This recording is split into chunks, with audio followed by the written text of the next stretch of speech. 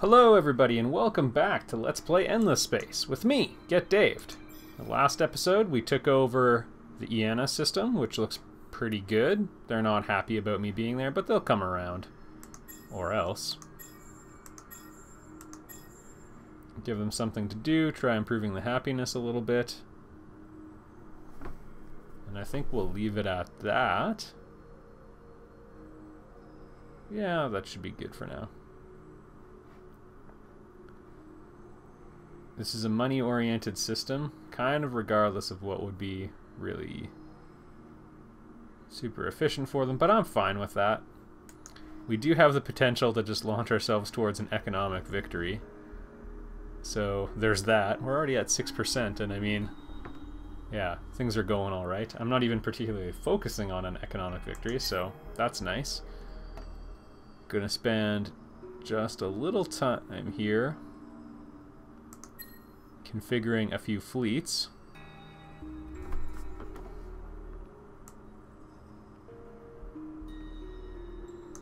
So we have a whole bunch of really tiny ones.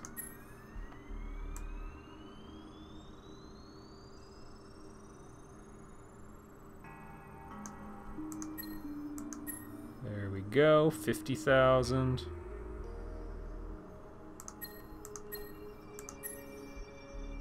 Almost at a manageable number.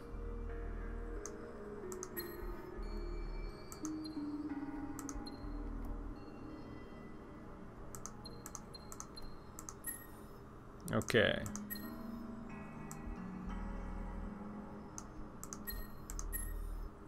We've got super invasion fleet. There we go. 90,000.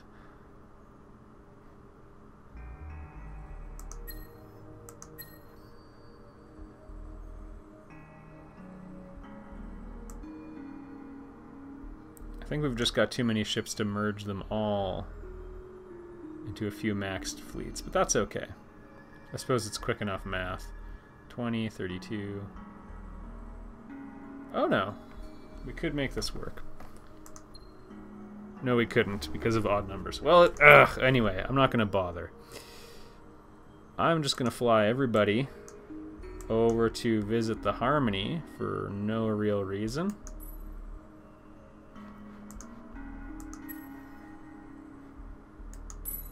Or we're going to flow to the automaton system for now, actually. And then we'll see what happens after that. Harmony, you have been very, very, very disappointing in this game. They kind of play in a bit of a weird fashion, but come on!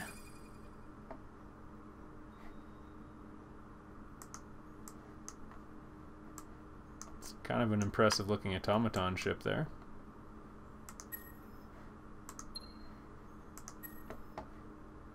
Rack system.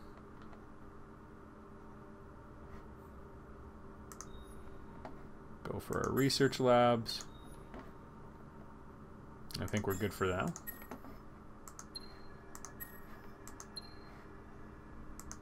Slowly advancing, little by little.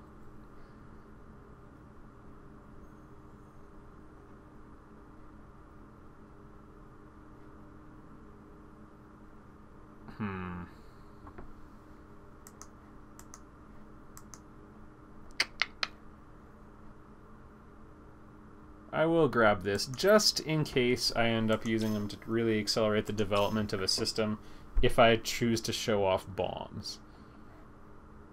Yeah. Alright, now we need a brief moment of diplomacy to just sort out one major formality. There you go. That's kind of a dispassionate response to a declaration of war. No, really. You guys are all going to die, and very quickly.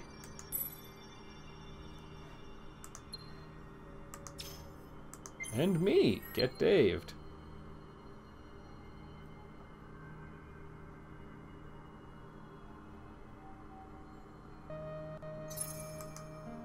Okay, everybody in.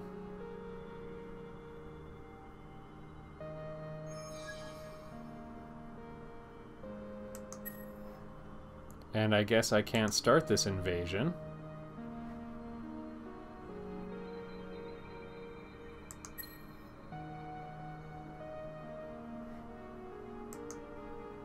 Because the friggin' pilgrims, again. Always with the pilgrims. Well, we'll take it for my own eventually. Sure, Amoeba. After all those turns of you trying to shyster me out of antimatter, and just go on and give it to me.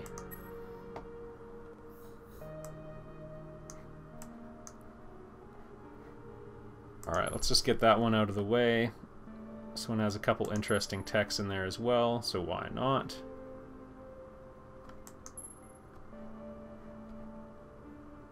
It'll reveal Siderite. 180 hit points per battle is also, or per turn is also quite a bit actually.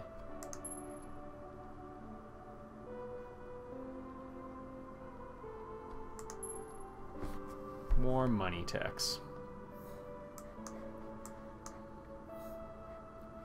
I believe that's a saying, money techs.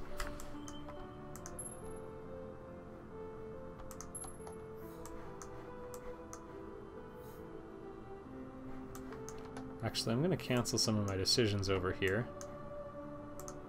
because it's consuming a little bit more time than I want to. Okay, 1, 2. I'm fine with that, but let's try clearing out some techs over here as well.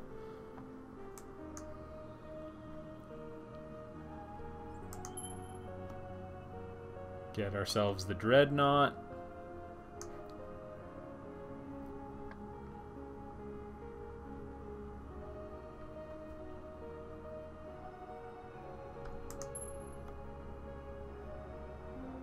And I think that's going to do more for us. All of those production techs aren't so bad either. Oh man. We'll go with that for now.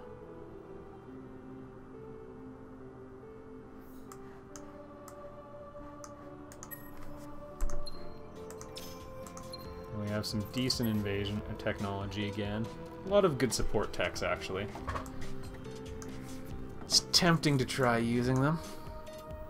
Also, I'm going to operate on the assumption that at some point or another, this pilgrim's ship or system must have belonged to the Harmony, and the pilgrims just bullied them. Well, you know what that makes me want to do? If you guessed attack Amoeba, you're correct. Now let's think for a minute. Do I really want to go for them? Would I rather go for Amoeba or Pilgrim? Let's go for Pilgrim. It should be a nice spirited battle.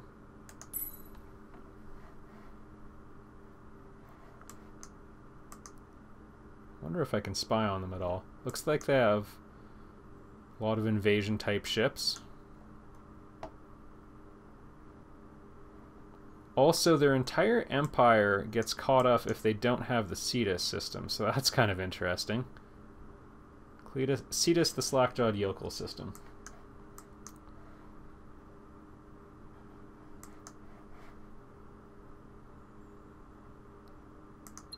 The only thing I'm tempted to check is... oh man, I could just go for beam tech really quickly and then have really strong beams. The other races have also shown a certain degree of reluctance to use warheads, or particularly warhead defenses, and those I actually value quite highly, so more things to think about.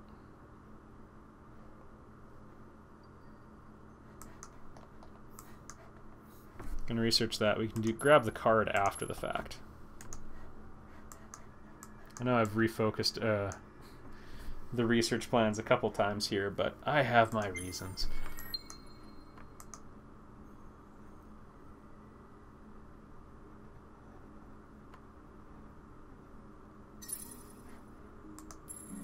Move the entire fleet along.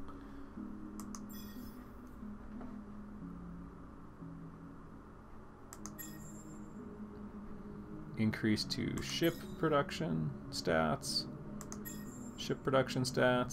and why not?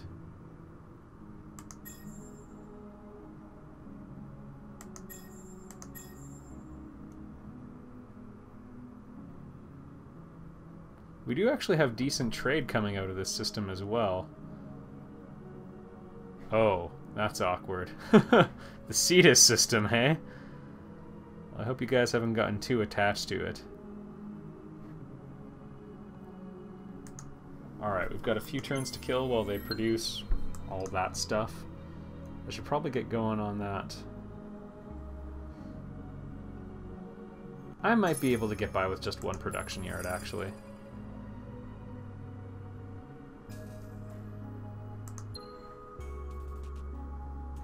One moment, everybody. Alright, sorry about that pause, everybody. Okay, time to upgrade them, and now we have some decisions to make. So, you can view the upgrade trees just by clicking over yonder on the different class specializations, or like half classes that the hero has. The big thing is, you'll note most of this is gray, and then there's a couple green things. Gray is common to multiple classes. That's why we have things like offense, even though that isn't really a type of theirs. The extra bonuses are over here. So the most important one, I would say, for our friend the administrator is the plus 20% industry. And then on the corporate side, you'll notice the gray ones are pretty much the same, but the blue ones are different, and we have a couple nice little options like industry academic partnerships. So we're going to go for Negotiator 2, and we're going to try maxing labor. So, there we go. Director 2, pardon me. Some people, if you upgrade Veteran all the way, you can get a skill that gets you 2 other skills. If you're researching Veteran 4 just to get to that technology, you actually aren't really ending up ahead. I guess you get the bonus from Veteran 4 on top of everything else, but I would argue it's not worth chasing unless you want the stat benefits that come with Veteran. Okay.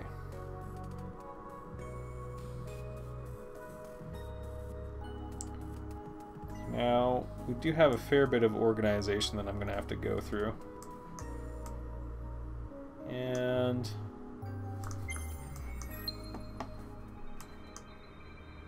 whole new generation of warships to design. Secretly wouldn't mind getting the Dreadnought, but oh, good. Well, Veteran 4, might as well go for it at this point. He's already got Veteran 3.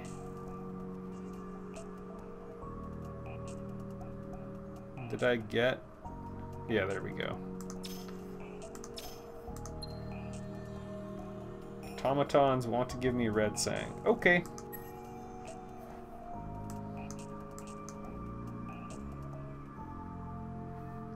Cooperation agreement means more money. We are rapidly accelerating towards, well, actually not so much rapidly. We are lumbering towards the economic victory.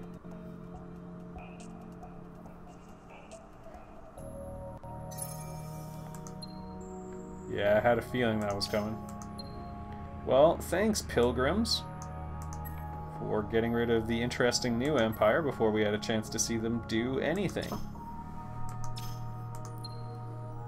This was Let's Play Endless Space, everybody. See you in the next series. Okay. Honestly, probably does not matter too much what happens here. I do like influence. And I do like technologies that don't have a huge maintenance cost associated with them. Wait, hyperscale farms on a helium? And in 2 turns they max out? Yeah, that's not happening.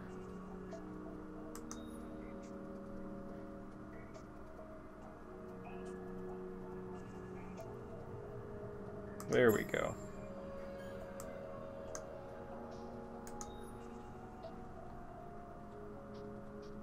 We can try getting them to work on this, but I think they'll be okay without it.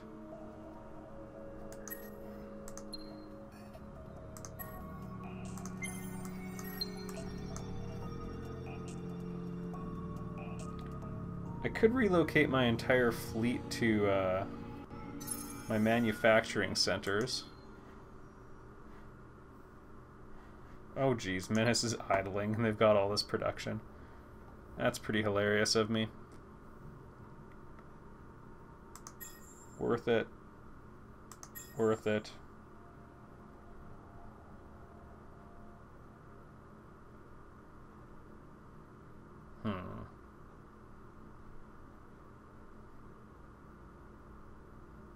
These other things are a little marginal.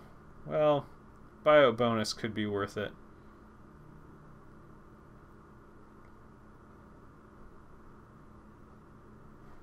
Yeah, we'll just let them do that.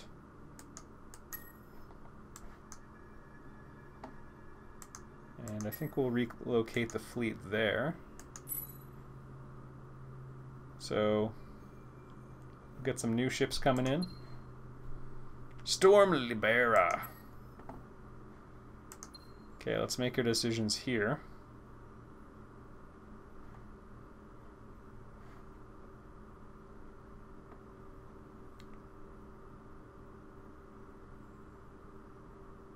+2 to fleet movement. Actually, bonuses to fleet movements are pretty good. Dust warheads. A lot of these are dust abilities, so they consume a small amount of dust in combat to help out.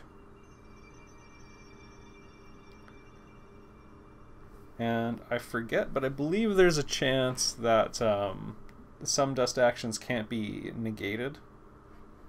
Commander-in-Chief is kind of interesting.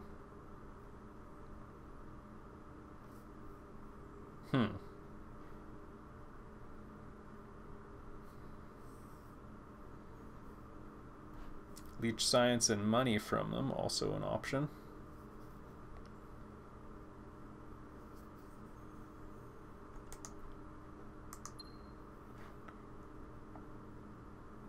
Alright, and now we're actually starting to have much more diversified fleets. So, exploring this tree is probably something I'm going to look into. Gravity well.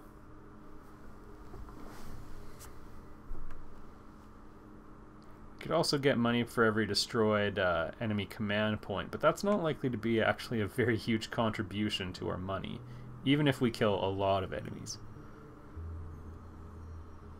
Our income every turn is roughly equivalent to wiping out a full-sized enemy fleet every turn. At no cost to ourselves, I would add, so...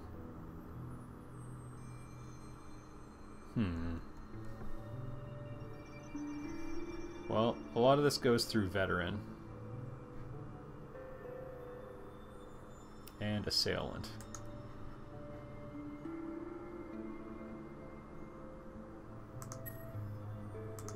We'll start there. Once we actually start getting him into combat, that'll make a huge difference. Alright, and now it's time.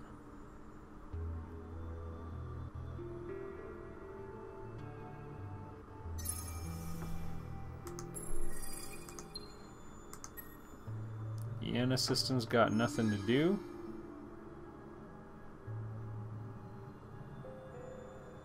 Well, you can research. We always need to learn about new types of weapons.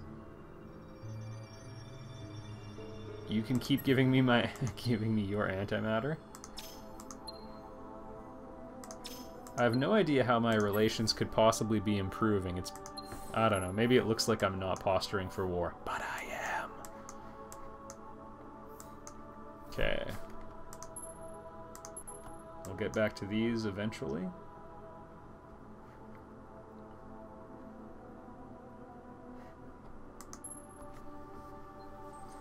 This will give us a little bit of propulsion bonus independent of all the star lanes, so that's kind of nice. Slightly greater degree of freedom. We can play it like it's Master of Orion at that point.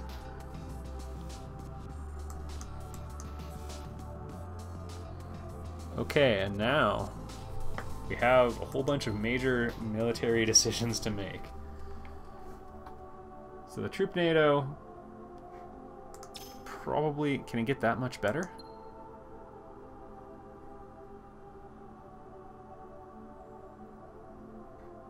No. We're at our best for that.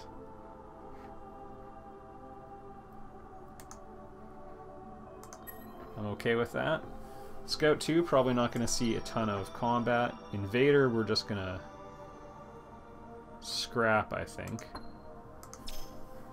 There's absolutely no need for colony ships anymore because every system's been colonized.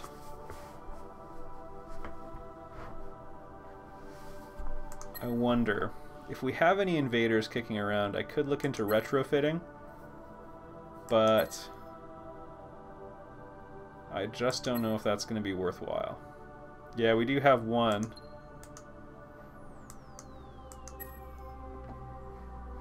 Actually, that might be easier to do. Okay, there are a few invaders kicking around. I just think that... Well, I'm not going to write it off quite yet, but it might be nearing the end of its usefulness. Troop boat also probably a bit of a relic.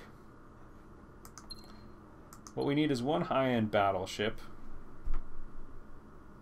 It's cheaper no matter what specialization we give it, so we need our combat ship to be the backbone of the fleet here. So decisions, decisions. Also, the case could be made for a few support modules to go on such a thing.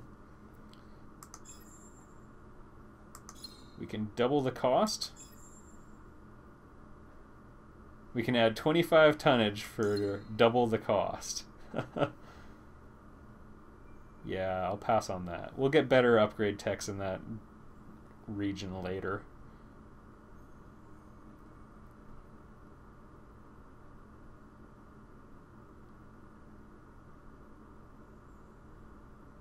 Okay. That is huge, but it is beneficial to the entire fleet. And that's what this guy's going to be all about. Improves fleet propulsion, tempting.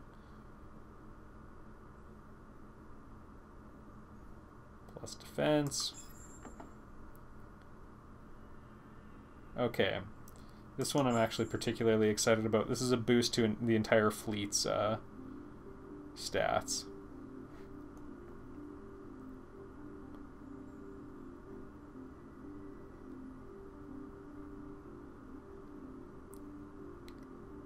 I don't know if I want to go this way though. All for one extra propulsion. I think I'm okay without that.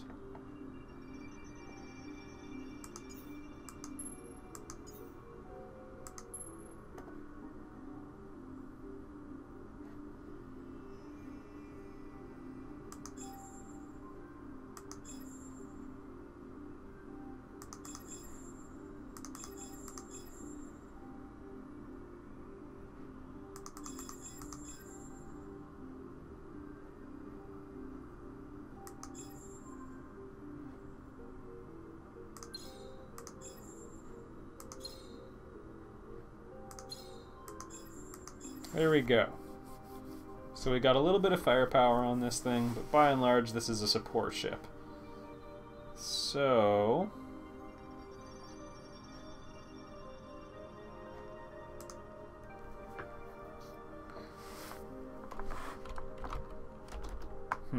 what to call a support ship for an entire fleet?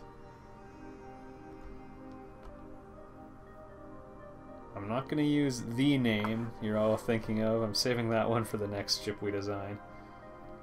Oh. We'll just call you the mothership.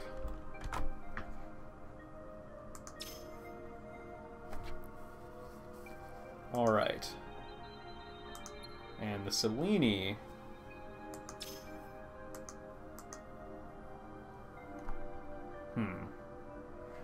Actually, you know what? I take it back.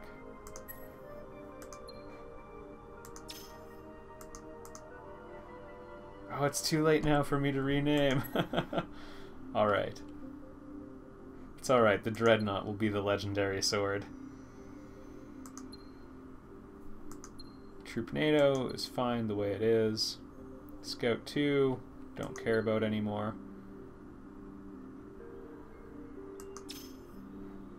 we can make this significantly better, so I'm gonna go for that. Yeah, it's a pretty vast improvement in its invasion ability. Even though that's all it's good for, and this is still disgustingly similar to the Troop NATO.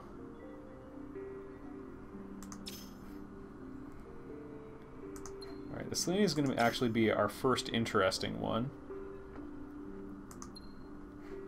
This one is more effective with the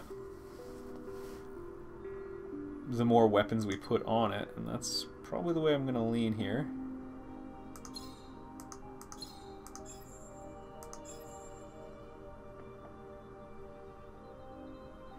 No flak, 1 shield, 2 deflect, and then a ton of firepower. That's actually perfect.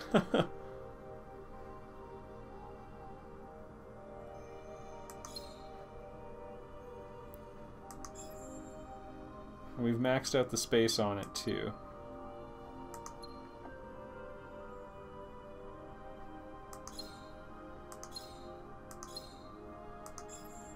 Without increasing the size.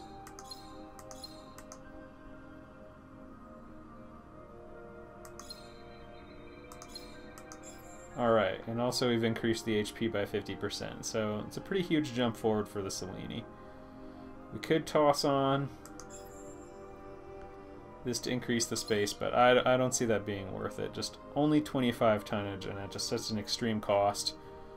It's not the battle pods for Master of Orion 2, to be sure. It's just not that good. Alright. Lancer, and then... oh, the light carrier. I don't know. I'm still willing to give fighters a shot here, but gotta start making it worth my while.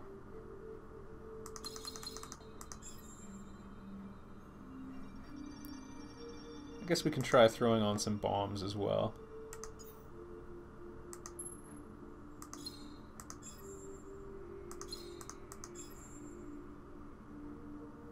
We've got shields, we've got some deflect. Really, this thing doesn't have a ton of firepower of its own. It has barely any.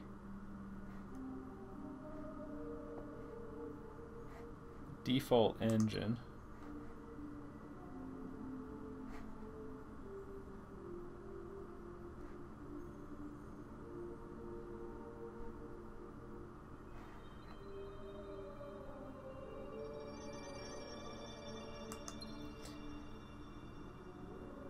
One group of fighters, one group of bombers, and that's it.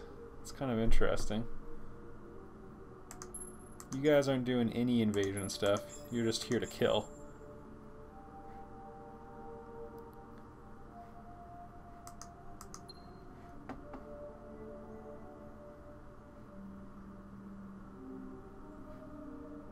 And I think I'm okay with leaving it at this. Oh, the repair. Yeah, we've got other ships performing that function here.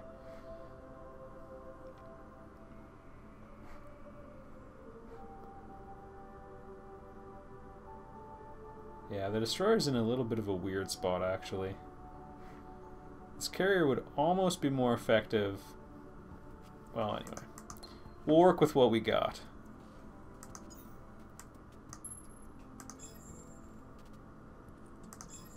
Improve the survivability of this ship a little bit.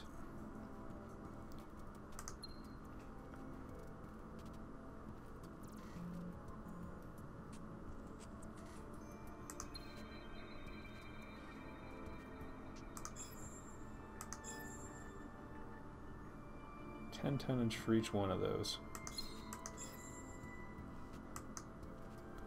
Alright, I'm okay with this. We still have the 5 loose space. I guess I could probably sneak on.